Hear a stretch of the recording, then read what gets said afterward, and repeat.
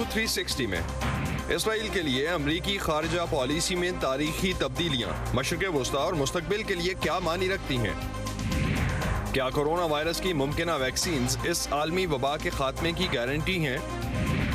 और वादी कैलाश में सियाहत बढ़ाने के लिए सयाहों को आदाब सिखाने की ज़रूरत। देखिए चित्राल से कहानियों की खुसूसी सीरीज़ की पहली कहानी।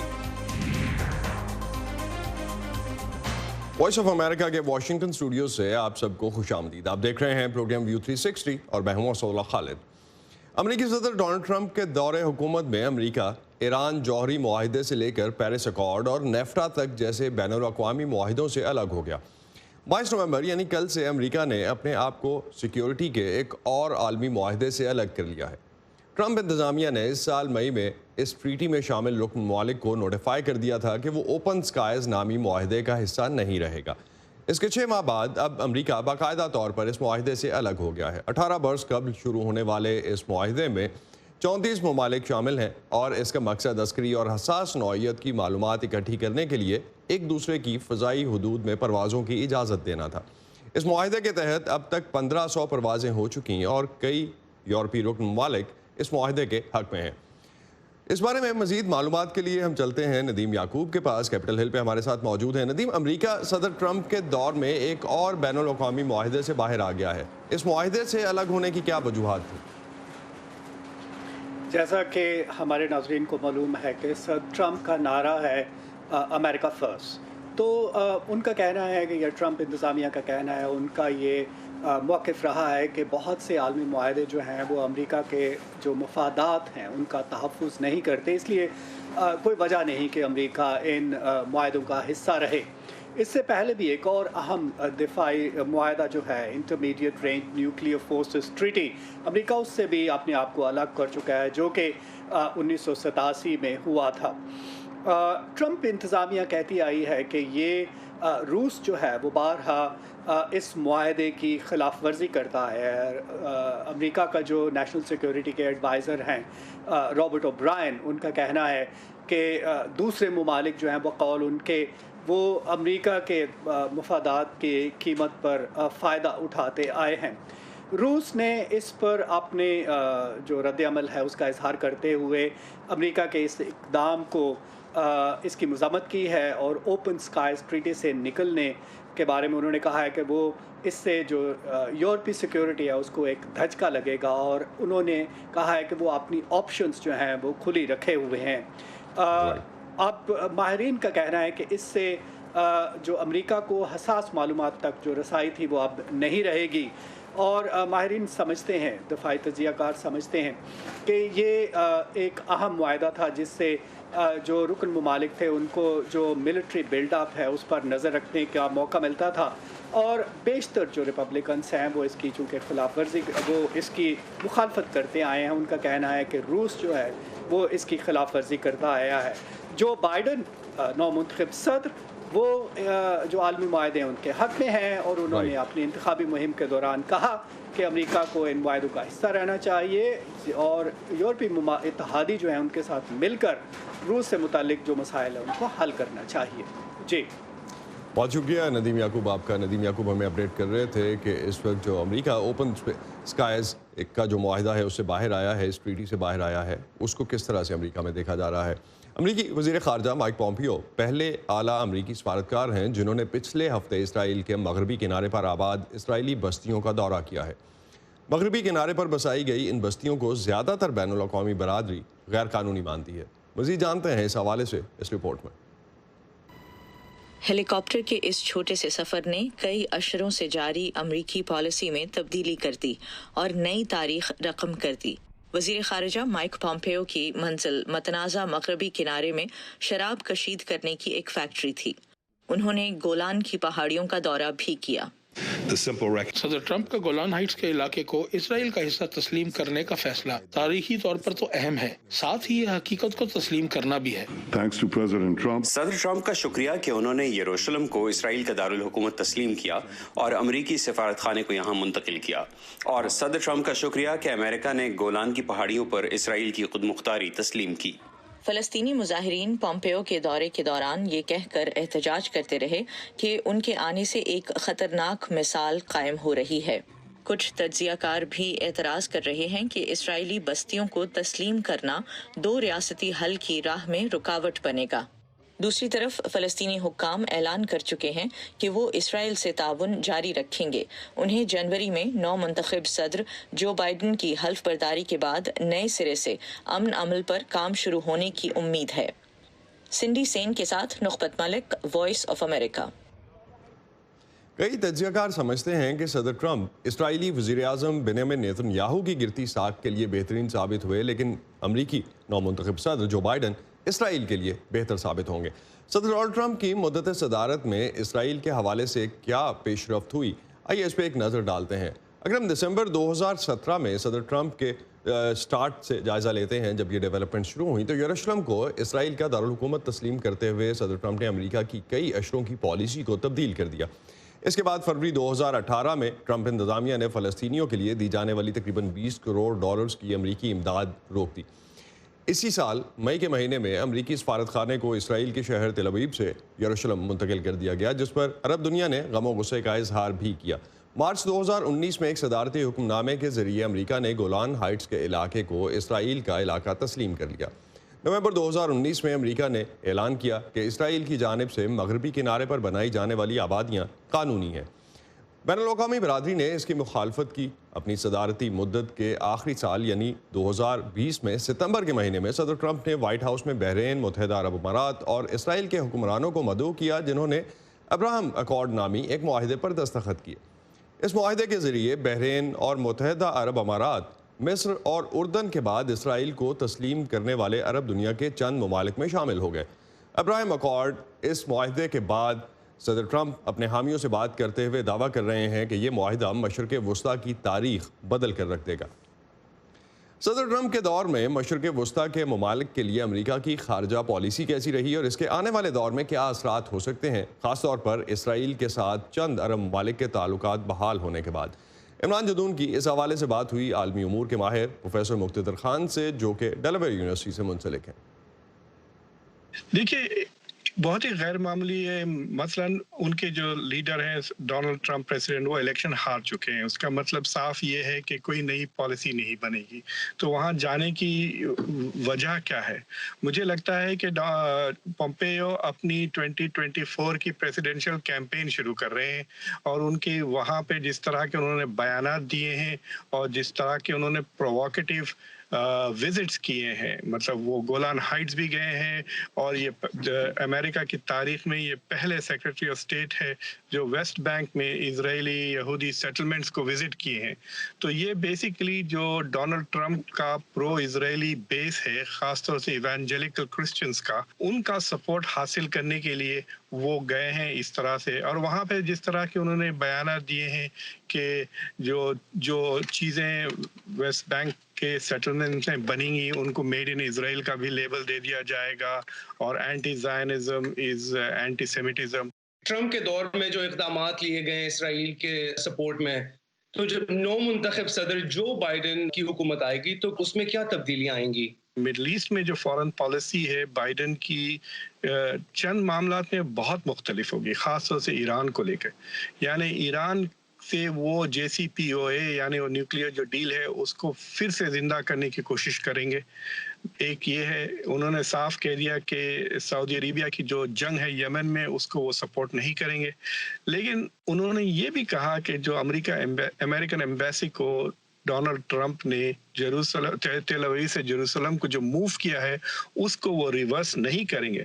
لیکن ڈونلڈ ٹرمپ نے پچھلے 3 سال میں 2-3 چیزیں کر دی ہیں۔ انہوں فلسطینیوں کے ساتھ کوئی تعلقات نہیں ہیں، اور فلسطین کو جو ایڈ جاتی تھی امریکہ کی طرف سے، جو ڈائریکٹ ایڈ جاتی تھی فلسطین کو، اور جو یونائٹڈ نیشنز کی جو ریفیوجی جو امریکہ ایڈ کرتا تھا، جو فلسطینیوں کو فائدہ ملتا تھا، وہ ساری ایڈ ڈونلڈ ٹرمپ نے کاٹ دی تھی۔ بائیڈن کا پرومس ہے کہ وہ ساری ایڈ دوبارہ شروع کر دیں گے، فلسطینیوں کے ساتھ تعلقات شروع کر دیں گے۔ ویسٹ بینک میں جو اینیکسیشن کا جو پلان ہے اسرائیل کا، اس کو بھی وہ اپوز کریں گے۔ لیکن اس کے باوجود انہوں نے اپنے ایجنڈا میں یہ لفظ استعمال کیا کہ امریکہ کا سپورٹ اسرائیل کے لیے آئرن کلیڈ ہے، یعنی اسرائیل کچھ بھی کر لے تو امریکہ کا جو سیکیورٹی سپورٹ ہے، ملٹری ایڈ ہے وغیرہ وہ نہیں کٹیں گی. تو مجھے لگتا ہے کہ جو بائیڈن کا جو پوزیشن ہے وہ لفظی طور پہ بہتر ہوگا، لیکن پالیسی طور پہ زیادہ فرق نہیں آئے گا. تو سر، اسرائیل اور فلسطین کے امن مذاکرات کا معاملہ جو کئی دہائیوں سے کشیدگیوں کا شکار ہے، وہ کیسے حل ہوگا؟ دیکھیے، وہ تو مجھے نہیں لگتا کہ وہ آئندہ حل ہوگا. پچھلے 10-15 سال سے جب بھی امریکنز نے کوشش کی ہے، انڈر اوباما لے لیں یا جارج ڈبلیو بش میں، ایک مسئلہ یہ رہا کہ فلسطینی پوزیشن ڈیوائیڈڈ ہے. یعنی غازہ میں حماس ہے، ویسٹ بینک میں پیلسٹین اتھارٹی ہے. جب تک وہ یونیفائڈ گورنمنٹ نہیں بناتے، اسرائیل کس کے ساتھ ڈائیلاگ کرے گا؟ کیا اسرائیل دونوں علاقوں کو الگ الگ سوچ کے ویسٹ بینک کے ساتھ الگ ٹریٹی بنائے، پھر غازہ کے ساتھ الگ ٹریٹی؟ یہ تو نہیں ہو سکتی. اور یہ فلسطینی کی لیک آف اتحاد کہیے، جو اسرائیل کو ایک بہانہ دے چکا ہے کہ وہ پیس ٹاکس آگے نہ بڑھائے، اور بغیر پیس ٹاکس بڑھائے وہ سیٹلمنٹس بڑھائے جا رہا ہے. یعنی جو علاقہ فلسطین سٹیٹ کے لیے بن سکتا تھا وہ دھیرے دھیرے بالکل پوری طرح سے ختم ہو گیا ہے. ٹرمپ انتظامیہ کی طرف سے اسرائیل کے لیے اقدامات اور ابھی مائک پومپیو کا یہ دورہ، تو کیا یہ مسلم ورلڈ پہ پریشر ڈال سکتا ہے یا ڈال رہا ہے؟ دیکھیے، دورہ سے مسلم ورلڈ پہ کچھ اثر نہیں ہوگا. یہ بیسیکلی کرسچنز کے لیے ہے. اس سے پہلے وہ استنبول بھی گئے تھے. استنبول میں انہوں نے وہاں پہ ریلیجس فریڈم کی بات کی ہے. انٹرنیشنل ریلیجس فریڈم ایک لفظ کوڈ بن گیا ہے کہ کرسچنوں کے اوپر جو مسلمانوں کے طرف سے دباؤ پڑ رہا ہے مسلم کنٹریز میں، جہاں پہ ان کو تبلیغ وغیرہ کی اجازت نہیں دیتی، اس کے فیور میں وہ دونوں ہی مسئلے جو انہوں نے ریز کیے ہیں وہ ایوانجیلیکل کرسچنز کے ٹاپ پرائیورٹیز ہیں، اور ان دونوں کو ایڈریس کیے ہیں انہوں نے. دنیا بھر سے اہم خبروں اور دلچسپ معلومات کے لیے آپ آ سکتے ہیں ہماری ویب سائٹ urduvoa.com پر. یہ سارا کانٹینٹ آپ کو ملے گا ہمارے سوشل میڈیا پلیٹ فارمز پر بھی. facebook.com/VOA Urdu، ٹویٹر پر ہمارا ہینڈل ہے @UrduVOA. ہم جب خوف کو بے نقاب کرتے ہیں،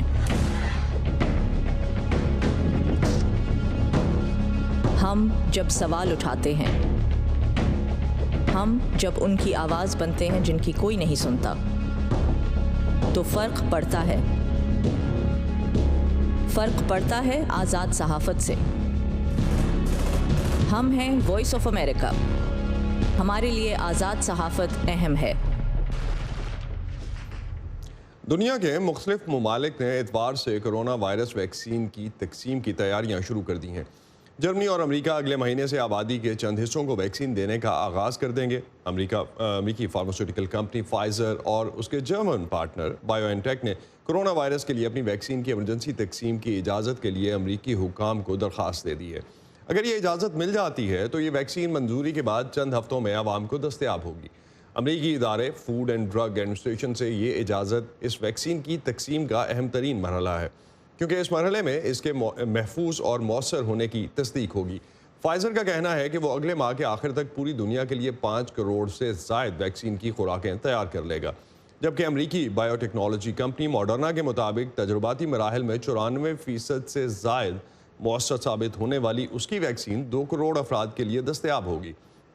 دونوں ہی ویکسینز کو 3 سے 4 ہفتے کے فرق سے دوبارہ دیے جانے کی ضرورت ہوگی. امریکی حکومت اب تک فائزر کو تقریباً $20 فی خوراک کے حساب سے 10 کروڑ ویکسین کا آرڈر دے چکی ہے. اگرچہ امریکی حکومت یہ اعلان کر چکی ہے کہ یہ ویکسین امریکی عوام کو مفت دی جائیں گی، لیکن واضح یہ نہیں ہے کہ کن لوگوں کے لیے یہ واقعتاً بالکل مفت دستیاب ہوگی. FDA کی اجازت سے یہ ویکسین سب سے پہلے بہت کم تعداد میں ان لوگوں کو دی جائے گی جو کہ ہائی رسک شمار کیے جاتے ہیں. امریکہ میں ویکسین لگوانے کے حوالے سے چند حلقوں کو تحفظات بھی ہیں اور یہ ویکسین وہ لگوانا نہیں چاہتے. کئی مذہبی اور سماجی رہنما اس ویکسین کے اتنے کم عرصے میں تیار ہونے پر تحفظات کا اظہار بھی کر رہے ہیں. دوسری جانب آج برطانوی کمپنی ایسٹرازینیکا اور آکسفورڈ نے بھی اپنی ویکسین کا اعلان کر دیا ہے. کمپنی کے مطابق یہ ویکسین 70% تک مؤثر ہے. ادویہ ساز کمپنیز اور کرونا وائرس کے حوالے سے بنائی جانے والی ویکسینز کے حوالے سے 90% سے زیادہ مؤثر ہونے کا دعویٰ جو ادویہ ساز کمپنیز کر رہی ہیں. دنیا کو امید تو یہ سب بہت دے رہا ہے، لیکن ناقدین کہتے ہیں کہ بغیر پیئر ریویو یعنی سائنٹیفک کمیونٹی کی جانب سے ڈیٹا کے تجزیہ کے بغیر یہ محض کسی بھی کمپنی کے اپنی پروڈکٹ کے بارے میں بلند و بانگ دعووں سے زیادہ کچھ نہیں ہے. کیا واقعی ایسا ہے؟ جانتے ہیں سباشہ خان کی اس رپورٹ سے. کووڈ-19 کی وبا کا پھیلاؤ ایک بار پھر بڑھ رہا ہے، جسے سیکنڈ سرج بھی کہا جا رہا ہے. اب تک دنیا بھر میں تقریباً 56 لاکھ افراد اس مرض سے ہلاک ہو چکے ہیں. ایسے میں 2 ویکسین بنانے والی کمپنیوں نے اپنی ویکسینز کے 95% مؤثر ہونے کا دعویٰ کیا ہے. جہاں یہ اعلان امید افزا ہے، وہیں اس کے بارے میں کچھ سوالات بھی اٹھائے جا رہے ہیں. امریکہ میں بدقسمتی سے کووڈ-19 پر سیاست کی گئی ہے اور ویکسین پر بہت زیادہ توجہ مرکوز رہی ہے. جیسے وبا سے نکلنے کا واحد راستہ ویکسین ہو. ویکسین کی تیاری میں ممکنہ عجلت اور اس کے محفوظ ہونے سے متعلق اعداد و شمار کے بغیر اس کی منظوری پر بھی بڑے پیمانے پر تشویش پائی جاتی ہے. یونیورسٹی آف مشیگن سے منسلک ڈاکٹر پریتی ملانی کہتی ہیں کہ کسی بھی ویکسین کی تیاری میں مرحلہ وار ڈیٹا اکٹھا کیا جاتا ہے، جو آپ کو اس ویکسین کی افادیت اور محفوظ ہونے کے حوالے سے حتمی معلومات دیتا ہے. امریکی حکومت کے پروگرام آپریشن وارپ سپیڈ کے نام سے ہی پتہ لگتا ہے کہ کس تیزی سے کام ہو رہا ہے. اور پچھلے دنوں ہمیں پہلے فائزر اور پھر موڈرنا کی جانب سے کچھ انتہائی حوصلہ افزا خبریں موصول ہوئیں، جن کے مطابق ان کی mRNA پر مبنی ویکسینز بہت مؤثر اور محفوظ ثابت ہوئی ہیں، لیکن ان کے اعداد و شمار ابھی تک فراہم نہیں کیے گئے. یہ پہلی بار ہے کہ میسنجر RNA سے ویکسین بنائی گئی ہے. ماہرین اسے کسی بریک تھرو سے کم نہیں کہہ رہے. ماہرین کا کہنا ہے کہ عوام میں کسی بھی ممکنہ ویکسین کے محفوظ اور مفید ہونے کے حوالے سے اعتماد بڑھانے کے لیے اقدامات اٹھانے کی ضرورت ہے، جیسے FDA کو ویکسین کے ٹرائلز میں سیفٹی مانیٹرنگ بورڈز کے کردار کی وضاحت کرنی چاہیے. اعداد و شمار کا جائزہ لینے کے لیے غیر جانبدار گروپس ترتیب دینا چاہیے، جن کے ساتھ کی گئی تمام خط و کتابت کو عوام کے ساتھ شیئر کیا جانا چاہیے اور ڈیٹا کا تجزیہ میڈیکل جرائد میں شائع کیا جانا چاہیے. mRNA وائرس کی جینیاتی پروٹین کی کاپی بناتا ہے، جسے وائرس کے خلاف اپنی مرضی کا رد عمل دینے کے لیے تبدیل کیا جا سکتا ہے. یوں mRNA کی یہ صلاحیت مستقبل میں علاج اور ادویات بنانے کے طریقے کو بدل سکتی ہے. دونوں ہی ویکسینز میسنجر RNA پر مبنی ہیں. RNA ویکسین کا یہ طریقہ کار جس میں بالکل اس چیز پر فوکس کیا جاتا ہے جیسا کہ آپ چاہتے ہیں، اس کے مقابلے میں دوسرے طریقے پرانے لگتے ہیں. آپ کہہ سکتے ہیں کہ یہ اعداد و شمار جو RNA ویکسین سے آ رہے ہیں، یہ ویکسین کی نئی قسم کا پیش خیمہ ہے جو مستقبل میں عام ہوگی. فی الحال ان کمپنیوں کی فراہم کردہ معلومات کے مطابق موڈرنا کی ویکسین 94.5% اور فائزر کی ویکسین 95% مؤثر رہیں. موڈرنا کی ویکسین صرف ایک بار لینا ہی کافی ہوگا، جبکہ فائزر بایون ٹیک کی ویکسین 2 خوراکوں پر مبنی ہے اور دونوں خوراکوں کے درمیان مخصوص وقفہ درکار ہے. سب سے بڑا فرق، موڈرنا کی ویکسین 20 ڈگری سیلسیس پر کسی عام فریزر میں سٹور کی جا سکے گی، جبکہ فائزر کی ویکسین کو -70 پر سٹور کرنے کے لیے خاص آلات کی ضرورت ہوگی. اور پھر موڈرنا ویکسین کی قیمت بھی فائزر کی ویکسین سے $3 سے $8 فی خوراک کم ہے. جب ہم کسی پریس ریلیز کی بنیاد پر فیصلے کرنے کی کوشش کرتے ہیں تو اس کی سمجھ نہیں آتی. ڈاکٹر ملانی کہتی ہیں کہ اگر انہیں کوئی بھی کووڈ ویکسین آفر کی جاتی ہے تو وہ یقیناً اسے لیں گی، کیونکہ کووڈ کا خطرہ کسی بھی ویکسین کے سائیڈ ایفیکٹس کے خطرے سے کہیں بڑا ہے.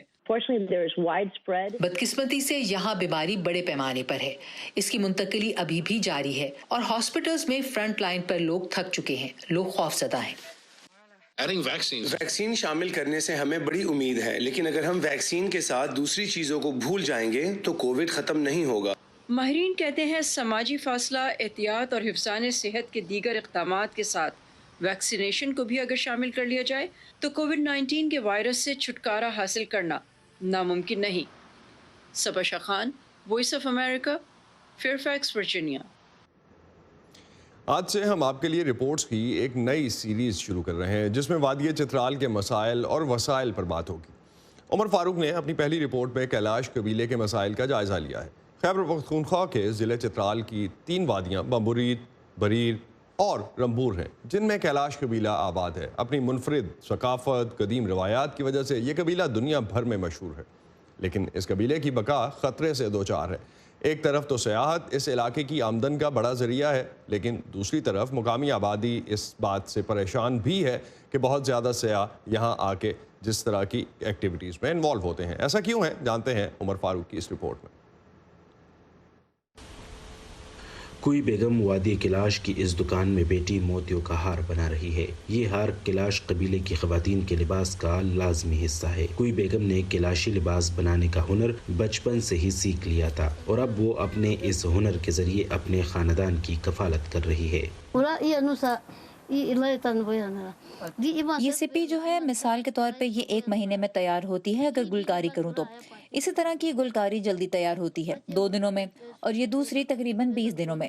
اس کو قمیض ہی کہتے ہیں۔ پھر جو یہ ششوت ہے یہ 1 مہینے میں تیار ہو جاتا ہے۔ کلاش کی خواتین کا یہ لباس بیڑ کی اون سے بنتا تھا، تاہم موسموں میں تبدیلی، لواری ٹنل کے ذریعے آمد و رفت میں اضافے اور فیشن میں جدت کے ساتھ اب یہ سوتی کپڑے سے بھی بنتے ہیں۔ یہاں سے لوگ چلے جاتے تھے اپر اور لوئر دل پیادل، وہاں سے اپنے لیے جوتا یہ کپڑے وغیرہ لے کے آتے تھے، بجائے کہ وہ اتنا دور چلے جائیں اور یہاں پہ وہ اپنے لیے ہینڈ میڈ وولن اور لیدر چیزیں استعمال کرتے تھے۔ کسی زمانے میں کلاش قبیلہ دور دور تک پھیلا ہوا تھا، مگر کلاش ثقافت کے ماہر عمران کبیر کا کہنا ہے کہ جنگوں میں شکست اور مذہب کی تبدیلی کے باعث اب یہ قبیلہ اور اس کی تہذیب صرف چترال کی چند وادیوں تک ہی محدود رہ گئی ہے۔ اسی لیے بلیک کافرز کہا جاتا ہے، کیونکہ عبادت وغیرہ میں مرد حضرات بھی کالا چوغا پہنتے تھے، سرخ چوغا نہیں پہنتے تھے۔ سرخ چوغا جو سرخ کافر تھے وہ عبادت کے وقت پہنتے تھے۔ کلاش لوگ جنگ کے وقت سرخ دستار، ان کے سرخ پگڑی اور سرخ چوغا پہنتے تھے، صرف جنگ کے لیے۔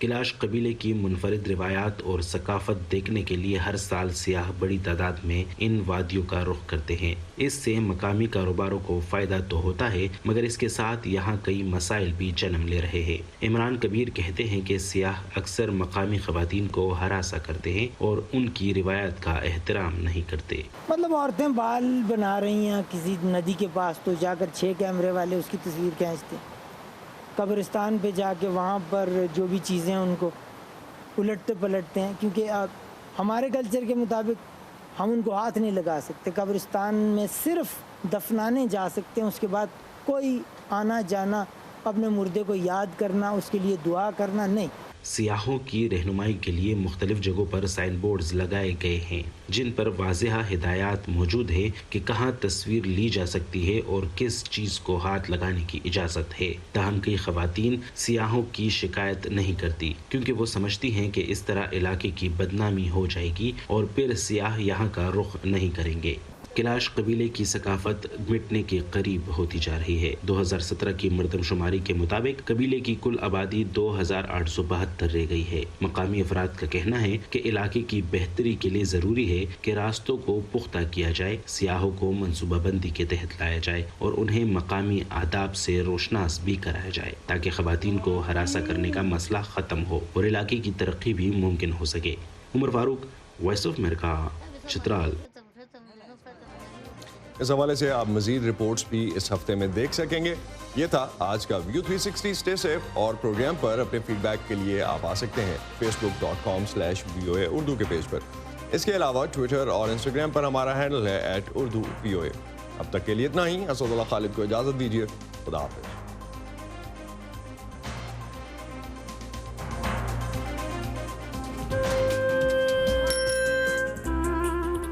ابا جیسے کروڑوں لوگ جہاں ہر روز ایمانداری سے کام پر لگے ہوں،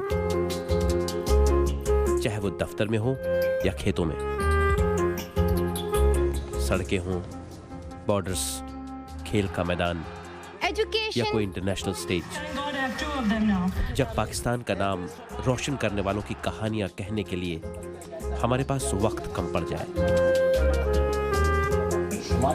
جب پورا ملک ہی خود کو آگے لے جانے میں لگا ہو، تو پھر دنیا بھر میں اس کا پرسپشن مٹھی بھر لوگ کیوں بناتے ہیں؟